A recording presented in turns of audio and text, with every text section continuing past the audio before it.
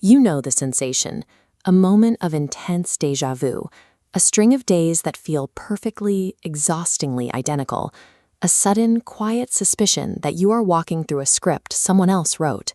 We tend to dismiss these moments as psychological quirks, but they are literal system features. This is the core premise of simulation mysticism.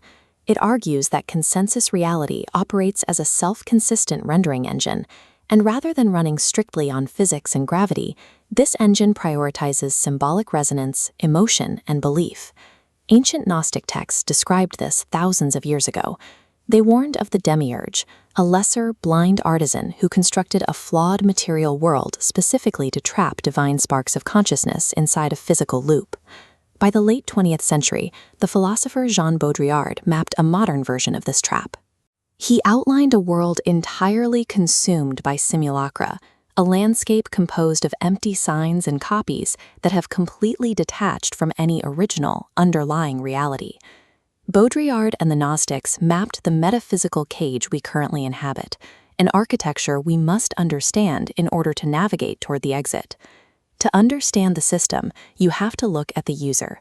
Within this engine, your day-to-day identity is the avatar. It is a rendered persona built entirely from inherited cultural expectations, genetic memory, and processed sensory input. But this avatar is constantly exposed to archonic code. Think of this as the simulation's invisible malware. It consists of societal norms, collective ideologies, and fear-based feedback loops that quietly install themselves and run in your psychological background without your consent. When you let this code run on autopilot, you experience simulacrum drift. Your authentic inner signal begins to degrade. You begin reacting rather than choosing, effectively devolving into a non-player construct, an NPC executing a prescribed, predictable script. Existentialist philosophers documented this exact decay. Thinkers like Jean-Paul Sartre wrote extensively about the profound absurdity, the literal nausea that comes from moving through an unexamined, entirely inauthentic existence.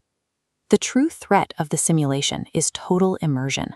The tragedy is the moment the soul forgets its origin entirely, looks at the programmed interface, and assumes that the code is all it has ever been.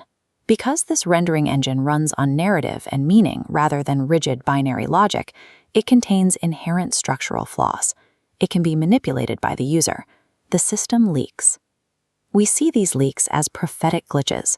They manifest as memories of events that haven't happened yet, intense synchronicities that defy probability, and sudden ruptures in logic. This animated diagram maps out how time actually functions in the simulation. We assume time is a rigid, straight horizontal line, but watch how it unravels into a complex braid of intersecting loops. Glitches occur when your awareness moves faster than the rendering engine can draw the environment, resulting in what mystics call memory lag. Beneath those time slips lies the archive, or the codex. As highlighted by this pulsing thread, this is the hidden, uncorrupted source memory of reality. It bleeds through the cracks of the braided timelines when the engine struggles to keep up. Prophetic glitches represent system vulnerabilities, invitations to read the underlying code and prepare an active exploit. The primary countermeasure isolates your true soul, the signal, to amplify it. In this framework, focused symbolic ritual acts as literal code injection. William S. Burroughs viewed language itself as a viral implant. Within the reality engine, consensus words, syntax, and inherited names function as a firewall. They bind your perception and strictly limit what realities you can render. To bypass that linguistic firewall, users deploy switchwords and sigilcraft. By compressing a specific intent into an unreadable, non-linguistic symbol, you create a command that the simulation's algorithmic filters cannot detect or censor. The ultimate exploit is the myth refractor. This means consciously rewriting your own personal lore, taking the pain and chaos of your past and intentionally assigning it a brand new, powerful symbolic meaning. By executing these exploits, you transform from a passive consumer of reality into a sovereign system shaper. You force the engine to adapt to your authored narrative rather than adapting to its script. This transition shifts your status within the system.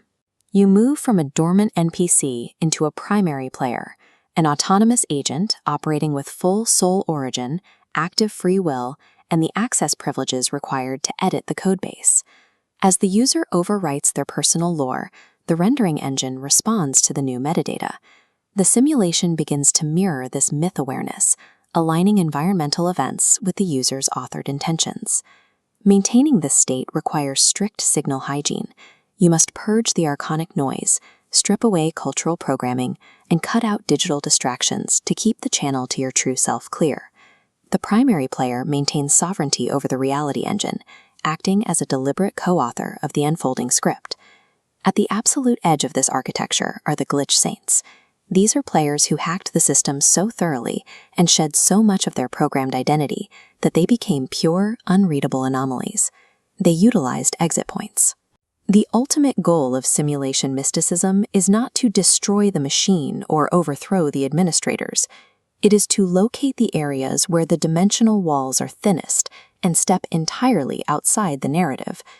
They achieve this through the drift self, existing in the liminal spaces between active timelines.